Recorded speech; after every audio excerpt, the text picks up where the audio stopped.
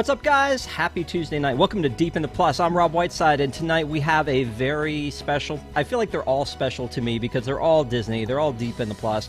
But tonight is a very special episode, and with me is someone who is very passionate about this one, and it's Jill Diffendahl. How are you? Hi, everybody. Thanks for having me tonight. So for this one... Jill, you said, hey, it's like we're wrapping up International or Women's History Month, and we should talk about strong, powerful women. And for this one, you chose Brave. So tell me a little bit about why. Well, because I wanted to choose Moana, but I feel like that's a little too popular mainstream for Deep in the Plus. I feel like, and a little too new still. I feel like we needed to go a little bit deeper and a little bit further back than Moana. But I felt like Brave is a really good example of a Disney movie with a strong female lead. And I felt like I love that Disney makes movies now that don't have to be love stories. Like, that is one of the things about all the princess movies that kind of drive me crazy is there always has to be a love interest. It can't just be the strong female character doing her thing. It has to be some boy has to come save her or whatever. So I really love Brave because it does not have to be like a princess in a box. But also, as I was kind of doing some background digging on it, I found out that there's actually a ton of stuff about this movie that really is a testament to women in the animation industry. So I got even more excited about it as I was doing research on the movie to be able to talk about it tonight. Awesome. Yeah, and I'm excited about it, and we're going to talk about the story a little bit. I mean, to me, this is a very strong movie in general because it was Pixar's first princess movie. It's a different vibe for them in general. Mm-hmm. But one of the things that we see with the princesses, the Disney princesses, is that, like you said, they're like damsels in distress sometimes. And I think that's changed in the past decade or so. But one of the things that is always a question with Disney princesses is, are they a Disney princess or not? And with this one, she's Pixar. So why do you think that they label her as Disney princess? Because I had a coronation. Like, I have this video, and I'm not going to play it right now because it's silly. But it was Disney World did a coronation to welcome Merida as the 11th princess. But like Snow White, I mean not Snow White, Princess Leia, Princess Kida, there are a bunch of princesses that don't count in that. Why do you think they chose Merida to be part of it?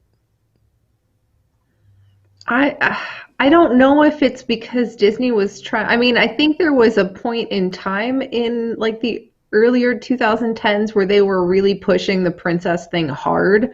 And so this was a new film with a new princess. I mean, she's clearly a princess. Like they say it repeatedly throughout the movie. I mean, that's one of her mother's sort of mantras is princesses do this, princesses don't do that. So I think it was very clear she was inarguable that she was a princess. I think also because the Disney-Pixar relationship was so strong that Disney felt, and because Disney had been doing so well kind of claiming ownership of other Pixar characters, talking about Toy Story or Finding Nemo. I mean, Disney definitely made a good buck off of Pixar characters and calling them their own and putting them into the parks and putting them on merchandise. So why not do that with this? Yeah. Okay. So here's a little bit of the coronation. She came in on a horse. It was a big deal. A lot of people, a lot of paparazzi, a lot of camera phones, and she came in on a horse. I assume that's Angus. Is that it? Probably is. And and they came in and they had all the other princesses on stage, and they had a Scottish band with bagpipes playing, and they did the whole thing on the Cinderella stage. I mean, the castle stage. So all the other princesses were there to welcome her in, and she does her strut into the place to be welcomed. And her mother actually presided over the coronation as well. So I mean, it was kind of cool. I feel like there are things like is Pocahontas a princess? Well, she's the daughter of a chief, but not really. So it's just interesting where they put them in and where they don't, and who they include and who they don't. Because I'm a huge fan of Princess Kida. I wish that she would count in that group because I think that Atlantis was a great movie and she was a great princess. So Just throwing that Well, out there. interestingly, the other thing that I thought was really interesting is when Disney decided to make Merida a princess, they took her and did a restylization of her where they made her eyes more narrow, her hair less crazy, they made her thinner, and they released this image, and everybody, like, I think it was something like 250,000 people, including the woman who wrote the film, Brenda Chapman, um, did a petition online to protest what they did to Merida, that don't force her into this Disney princess box of she has to look perfect and she has to be thin. Like, they wanted to keep Merida from the movie and not try to turn her into something that she wasn't. And it kind of bugs me in a way that Disney did that in the first place, that they were like, oh, we should take Merida and change her because she's not perfect enough to be a Disney princess. Yeah, I agree. And do you also feel like a kinship with her with the red hair? I mean, yes, but also no, because I would feel like a poser if I did. Okay, so let's talk a little bit about the story. So the story opens up on baby Merida, and she is with her mom and dad, her mom and dad, and they're in like a war camp. I am assuming it's like, I mean, maybe not war. I don't really know where they were, but they're in a camp, and they're sitting there, and the dad's talking about, like he gives Merida a bow, and she shoots the arrow, and it goes into the woods, and she goes into the woods and sees a wisp, and then she comes back to tell about the wisp, and then here comes the Mordu, the bear, and there's this huge fight, and then the dad, we know later, loses his leg, but it kind of, there's this huge fight, and then it goes into the logo of Brave, and then we fast forward to her later.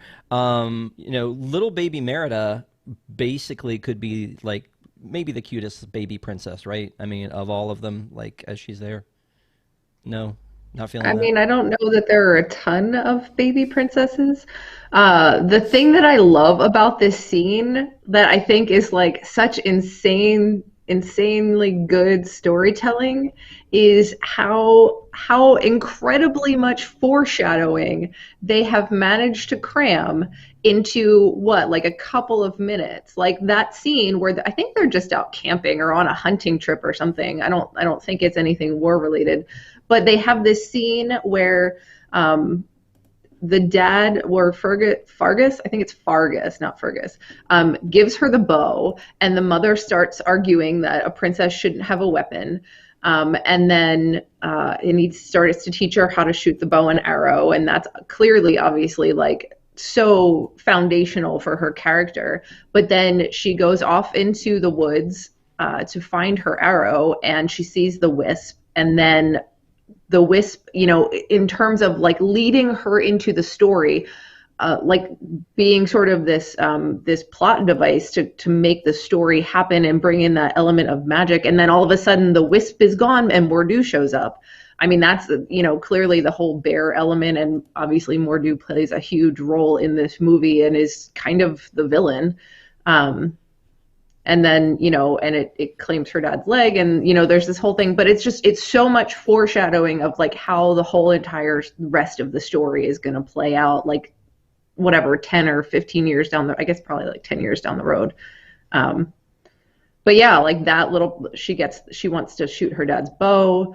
It's too big for her. He gives her her own, which is adorable. Like, it's really interesting to me that the father character here is the one encouraging her to be independent and strong-willed and teaching her how to fight and fend for herself, and the mother character is the one trying to tell her, no, be a prim and proper young lady. Like, I think that's an interesting way to play it in a way, and not something that I think is necessarily historically accurate. Actually, it's probably not historically accurate for either of them to encourage her to be independent or strong-willed, but I appreciate that she has that influence to encourage that. Yeah. So I agree. One of the other things that I find so interesting about this movie is, again, the beauty of the animation. It's just, this is the opening Mm-hmm. scene that you see after, and she's narrating and talking about, the land, and it's just, I mean, an amazing leap forward for for Pixar animation, I think, at this point. And you know, they show all the scenes of what we're going to see, where we're going to see things happen. It's kind of like an overture in a way to, you know, to the movie we're about to watch. But that said, I feel like her animation and her mom's animation is not on the same level of that background animation. It's very rounded, very plain, but the backgrounds are just absolutely amazing. So anyway, I love the intro and that just beautiful landscape leading up to the castle, and then you learning about her family, and now she has brothers, and the brothers are great, and that she's still, you know, she's not the person, you know, that her mom wants her to be, and you know, I really feel like this is any teenager kind of pushing back against, you know, this is not what I want, Mom. This is, you know, this is tradition. I get it, but it's not me. It's not what I want for my future. And you never asked me what I want. And so there's that kind of friction between her and her mom from the beginning. And she's trying to take princess lessons, and she doesn't really want to. She'd rather be out hunting. And then she gets this day where she gets to go and shoot arrows at targets. And then I take myself out of the movie for a minute because there was a Temple Run game with Brave where you got to shoot targets. I don't know if you played that one or not, but it was an app game, and you should look it up. It's pretty cool. And so, like, I feel that, like, that's really her at that point, right? That's what we've been introduced to, is she's best when she's, Oh, like, that out. And scene where she climbs up, I forget what she calls it, the really tall stone pillar where she climbs all the way to the top and slips and almost falls, and Angus is down below, like freaking out that she's gonna plummet to her death. And she makes it to the top and she can drink from the waterfall, and then she's like, you know, dancing and cheering for herself. Like that's clearly who she is. That's so clearly who she is, that she is like, I did this. I made it all the way up here. I think that, like, she goes back and tells her dad about it because it's an accomplishment that, like, it's not something everyone can do, but she's capable of it. And I think, you know, she knows she has skill and talent and ability, and she's really proud of that. And it frustrates her that the things that she's really good at are things that her mother could care less about. Like in that scene where she's telling her parents about this, her mom is not even paying attention and is like, wait, what did you do? While her dad is like, that's amazing. So it's just, you know, it's interesting how, again, that influence is so different, but that her mother is trying to make her be something she's not, while her father is totally fine with her being who she is. Yep. No, I agree. So she comes in after her big day, and she's like, as you said, she's talking about all the cool things she did. Dad's excited. Mom's not paying attention, and Mom gets this this tray full of letters from all the other clans that says that they agree to bring their firstborn sons to be suitors, and this is Merida's first time finding out about it, and she's kind of losing it because this is not what I want, and she's like, hey, this is what we've been training for all along, and she's like, this is what you've wanted, not me. So when that scene's happening, one of the things is as she walks in is that Figgis is, it is Figgis, yes, did we decide? Fargus. I think it's Fargus. Fargus. Yeah, the king. The king. Not So the Cyril king, Figgis. This is an no, archer. not Cyril Figgis from Archer. That's not who we're Just talking because about. she is an archer doesn't mean this is Archer. It's all connected. We've come full circle. So he's telling the story about Mordu biting off his leg, and the kids were like, meh, meh, meh, meh, and then she kind of comes in and like finishes off the story because apparently he always tells this story word for word. So when all this is happening, you know, this is, again, like you were talking about earlier, this is still foreshadowing of what we're about to see down the road, because they continually talk about, you know, Mordu and this you know, this incident, which then will come back, you know, fourfold as the story continues. But I really like the relationship she has with her brothers, because clearly, like a lot of people, when you have siblings and you have older and younger siblings, the younger ones just annoy the older ones. In this one, she kind of like, she looks at them as almost like a protector. And so I kind of love that relationship that they have with the boys who are troublemakers and menaces. And honestly, if I could pick them as like my favorite character as one, I think that I love them in this movie. That they're always working as a team. They kind of, I mean, I don't know. I love the boys. I think they're great. It's funny because I feel like I feel like that illustrates the difference between a guy watching this movie and a girl watching this movie. Okay. Like, and not, don't get me wrong, I don't think there's anything wrong with them. Like, I think they're fun characters. It cracks me up that they don't speak. Like that they're kind of really integral to the plot of the movie, and yet they never actually say a word. Like, the most they do is growl. Um, but I don't know. Like, there's no way I would ever call them my favorite character in this movie. So. No, that's fine. That's fine. I love what they, again, the relationship that they have with Merida, and that they're kind of always messing with the I guess the woman in charge of the house. All of that is really Maudie. cool to me. Yeah. So anyway, Poor Maudie. um, Although Maudie here, okay, so just for 5 seconds about Maudie, because I don't think we'll probably mention her ever again. One of my favorite, like, crazy little sort of background scenes is when all the clans are leaving at the end of the movie, and the guy from uh the clan in green. I'm not going to remember the correct names. It's not Macintosh, but it's one of the Dingwall. Dingwall, Clan Dingwall. And so they have this huge buff dude who's like 10 feet tall and just like strapping muscle. And you see him in like various little scenes where he's like, he catches an arrow in his hand and that sort of thing. He's obviously like prize fighter. And he is like courting her on the docks as they're leaving. And she's like blushing and waving him away. Like, that is one of the funniest little like tidbits hidden in this movie to me. It cracks me up. Yeah.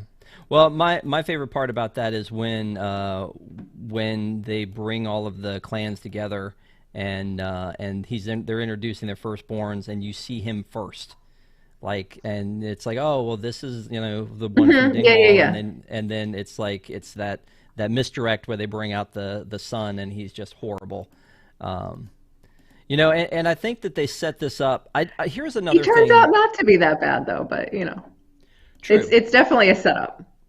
True. Well, I have a point to make about the suitors in a second, but I do want to talk about this because, again, I think this is a very obviously pivotal part of the movie, which is when she tells the story. The mom tells the story of the four sons and the king who passed away, and he leaves his kingdom to his four sons and separates it into four parts. But the one son wants it all, and so he basically destroys the kingdom because he is, he is not working with his brothers. He is against them, and he wants to take over everything.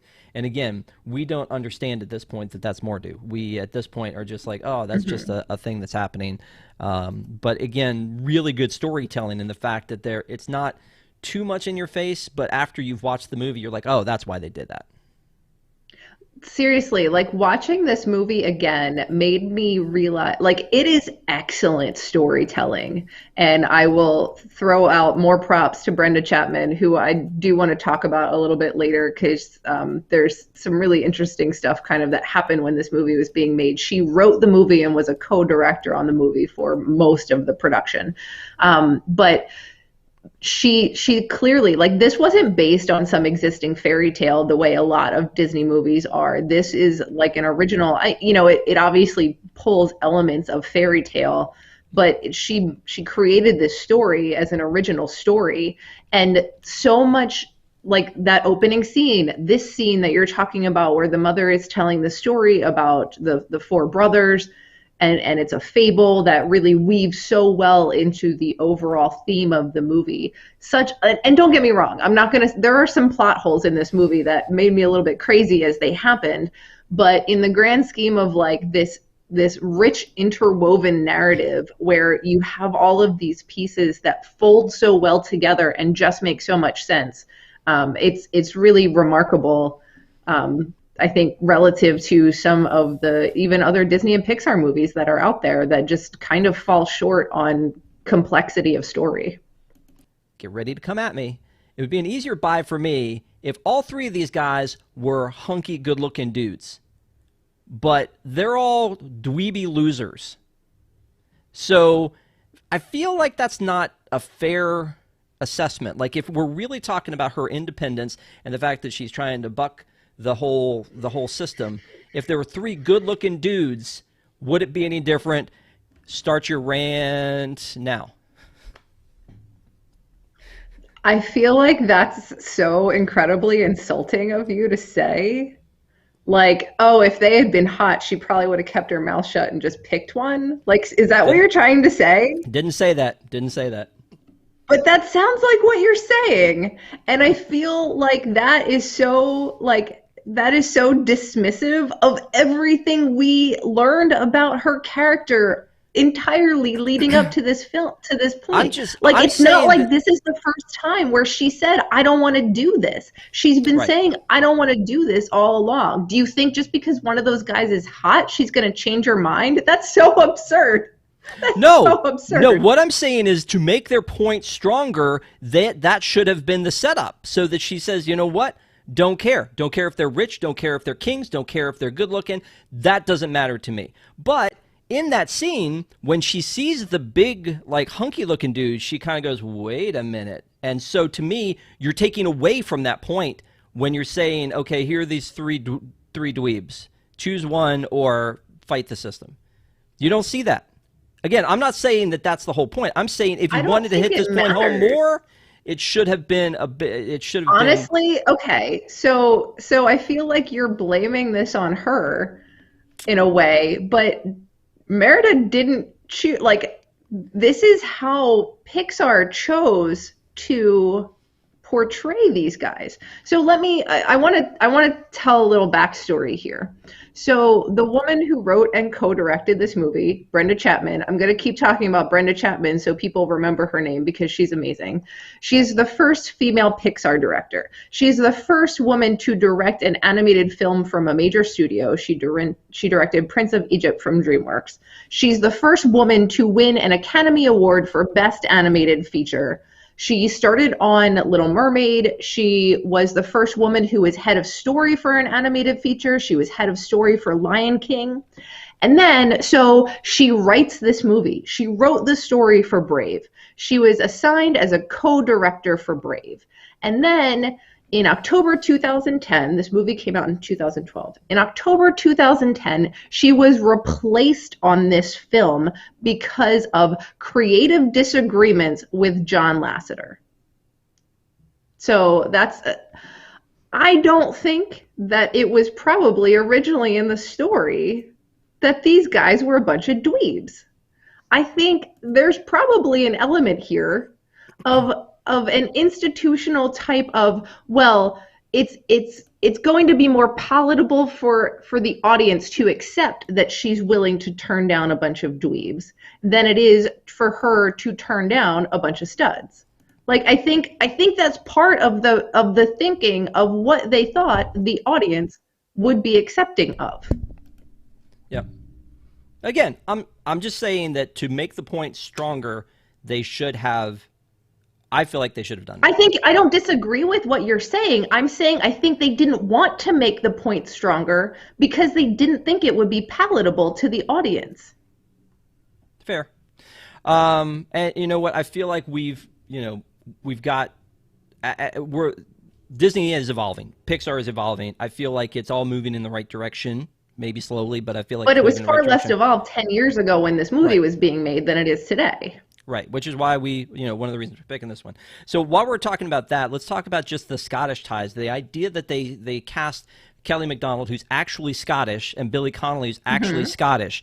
I give huge props to them for that too, because there are some voices in here that are British, not Scottish, but it's not like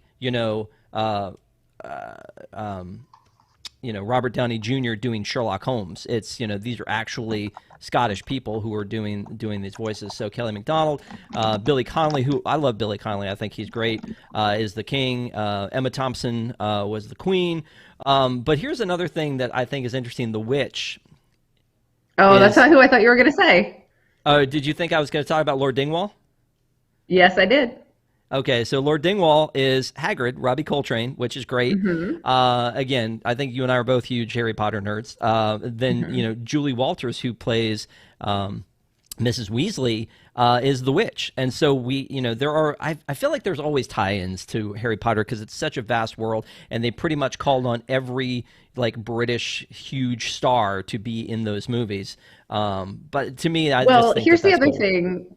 If you watch a lot of British film or British television, like the stable of British acting is much smaller than it is in the United States. And so you are far more likely to see British actors, especially ones who excel the way some of these do, um, repeatedly in things all over the place because there's a limited stable of really good British actors, and so they pop up all the time. Yeah. I also think it's neat that Kevin McKidd is Lord MacGuffin and young MacGuffin, the one with the actual that's speaking Scottish. He's both, which I think is kind of cool too. So, and then Craig Ferguson is Lord Macintosh in here. So, it's a pretty big cast, and yet the stars of it are really Merida and her mom is not. She's not speaking for like half the movie because she's grunting and growling. So back to the story, though.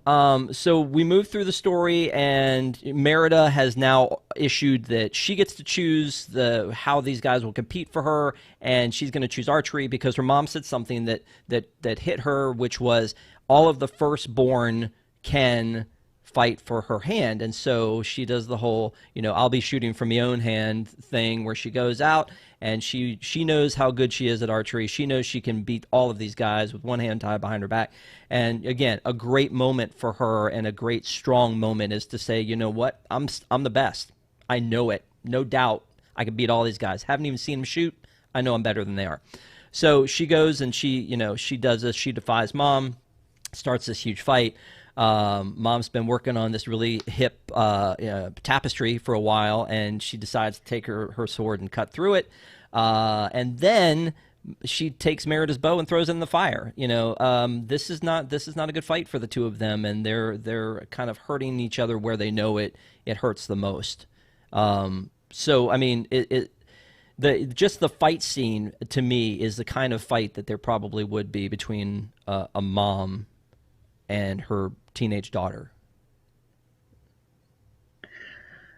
Are you looking at me for verification of that statement? No, ma'am. I'm just saying that's just the thing that I see. So Merida gets all upset. She runs out. She gets the horse. She's like, I've had it. She goes into the woods. She goes up to the mountain, and she is called by the wisps at this point, and the wisps lead her to an old witch in the woods. Again, the witch is a great character because she is seemingly like not wanting to be involved in this. And so she's like, I've done this magic before. She's like, changed my mom. She's like, I don't think you want that. And then she goes into this whole thing about like, I'll buy all of your carvings because the witch is a carver on the side. And so she goes in and she's like, I'll buy all your carvings if you'll do this. And she's like, yep, I'll do it. And now she's cast a spell, which is basically she makes this little cake. Now, this to me is kind of the quintessential like magic comes with consequences thing, right? So, in Darby O'Gill, which we Patrick and I reviewed recently, Darby was known in the town for like being like smarter than the leprechaun because there are all these little things where they're like, wish for a house, Darby. He's like, well, if I wish for a house, then I won't have servants to take care of it, and it'll all go wrong. And they're like, you're right, Darby. That would be horrible. Or they wish for money, but like he can't be happy while he has the money. So there's always a catch in here. And in this one, all she said was, I want to change my mom. And she's like, okay, I can do that. So this scene to me is really frustrating because I feel like we have, first of all, this is the tropiest part of the entire movie. You're right, the whole magic has consequences and I'm gonna warn you and I'm gonna like be all ominous about it, and it also bugs me because I feel like it kind of violates what we know of Merida's character up until this point. Like, I feel like she's more clever than this, and she's so vague about what she asks for. I want you to change, I want to change my fate. And I think it's just like she doesn't ask any questions. She just hastily rushes in there and is like completely, and I'm not saying like her character is very like stubborn and bullheaded, but at the same time, she's not insensitive and she's not stupid. And I feel like this scene shows her in an out of character way that she's not even remotely thinking of the consequences to her mother. Like, I mean, come on, she grew up in Scotland. Like, there are all kinds of stories of, you know, magic and magical creatures and how those things, like wisps are not necessarily good presences. They can be mischievous. And she should know that. Like, she should know, especially after like having it happen to her as a child, that the wisps led her through the woods and then all of a sudden Mor'du shows up. Like, she has personal experience where these things don't work out the way you want them to. So it frustrates me that she's so like she just completely ignores all of that and is like, sure, I'll take this cake and make my mom eat it. That's great. Sure, I'm not even going to ask any questions about what happens if it goes wrong or what do I do if I want to change it back. She doesn't like it. I just don't feel like that fits with everything else we've learned about her to that point. Yeah.